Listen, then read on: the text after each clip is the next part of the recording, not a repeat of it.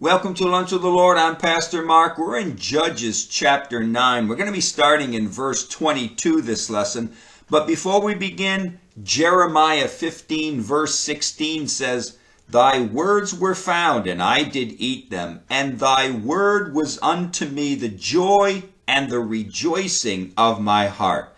Now, as we left off last lesson, Jotham, who is the youngest son of Gideon, he was able to escape, and he hears what happens to his other brothers by Abimelech, and he goes to Mount Gerizim, and he pronounces this parable. Basically, it's a parable of judgment against Abimelech and the men of Shechem and Millo who put his brothers to death.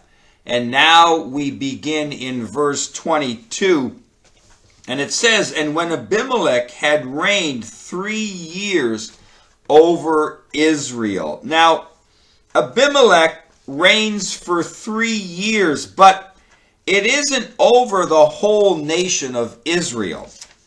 It's basically only over Shechem and Millo and maybe some neighboring towns and cities around Shechem and Millo. It wasn't all of the tribes of Israel that came and crowned him to be king. In this 3-year period of time, it doesn't say that he judged Israel or did any kind of service at all. Now, he did have an army, and we'll see that at the end of the chapter. We're going to see that he does have an army of men that he has to work with. It seems like all he did was to enjoy the dignity and the honor of being called a king. Now, he reigns for 3 years. Why should he reign for even 1 year or 1 month? Why should he even reign at all? But God, in his sovereign work in the hearts of men, allows him to reign for 3 years. You know, sometimes we are quick to judge God's ways, especially when it comes to an evil ruler. Why so long? The question we ask is, why is this person reigning so long? We must trust God that a bad ruler is somehow fulfilling God's will, and that in the end, God will be glorified and his word will be found true. I think all throughout history, God's children have questioned, why do we have this ruler, and why is it for so long? I mean, if if I were God, I wouldn't let them rule at all, right? That's what we'd say. I'm sure we've all said it, and we've all thought that to ourselves, and we already have somebody else picked out to be the ruler of our nation, of our land. And but you know, God's ways are not ours, and God has a plan, and for some reason God puts these people in a position of power and to fulfill his will and his purpose. And we don't understand it. We probably never will understand it until we get to the other side. But God has a will, and he has a purpose and a plan for them being in power, and however long they are in power. You can relate this same thought of having a bad ruler of your country to having a bad teacher or a bad boss or even a bad parent. Our trust in God is what is being tested. But listen, but do not, whatever you do not listen to the voice of the enemy. Always remember, God is holy he is righteous, and God is loving and kind.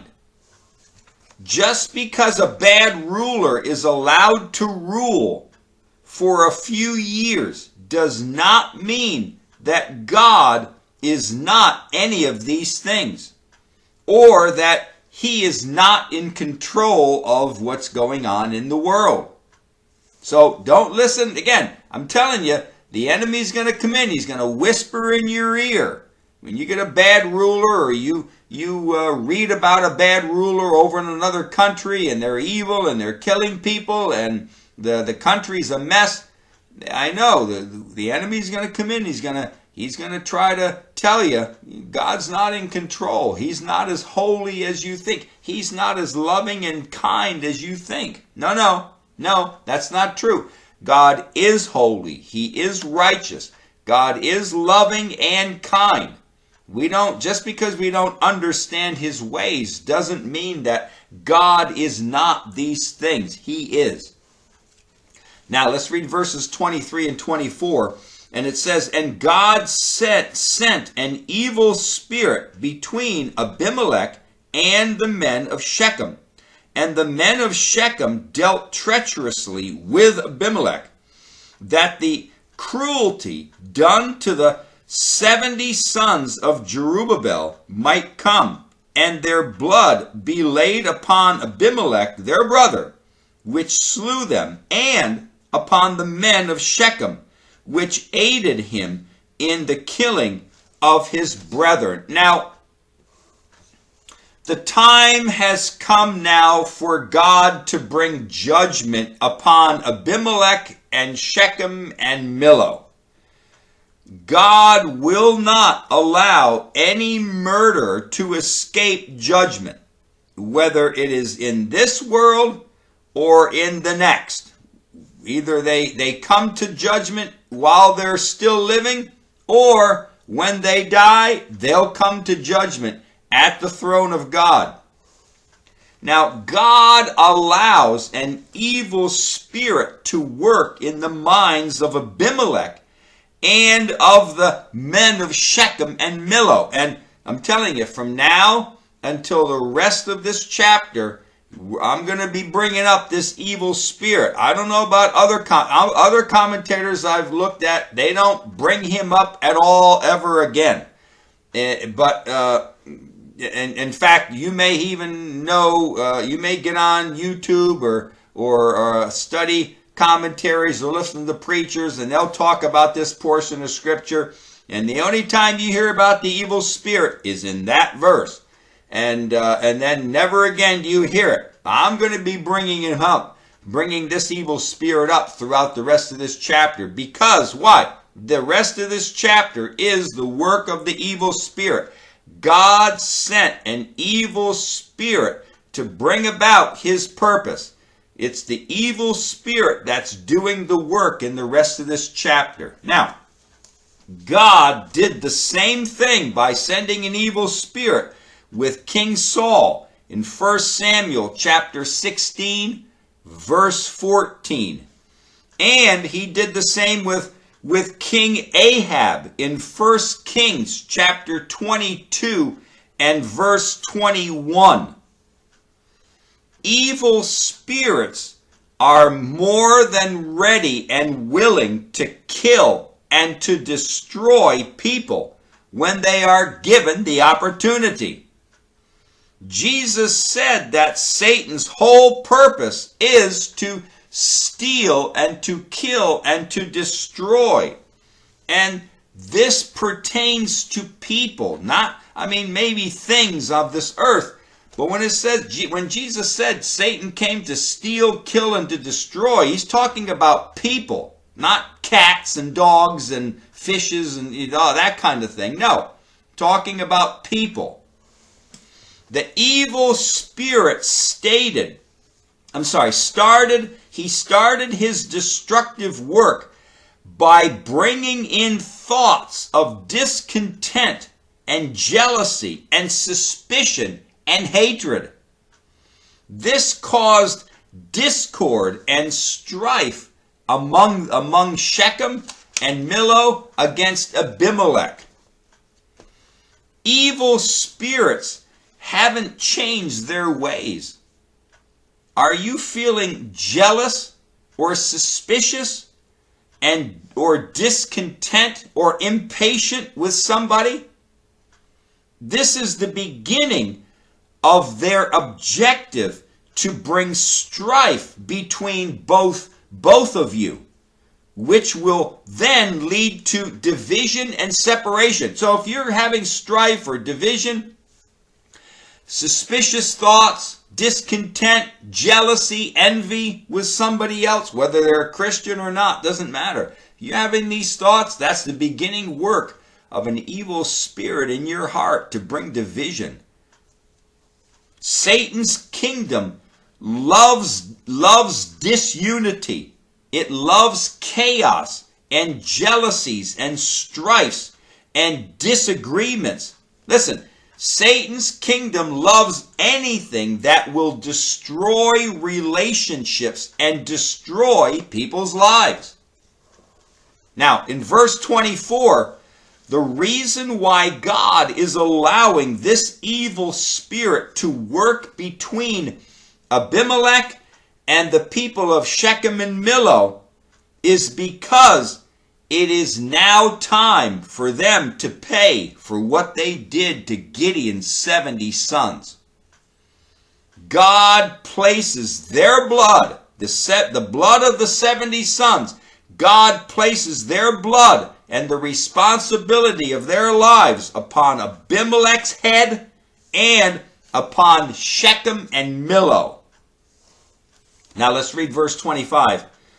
And the men of Shechem set liers in wait for him in the tops of the mountains, and they robbed all that came along that way by them.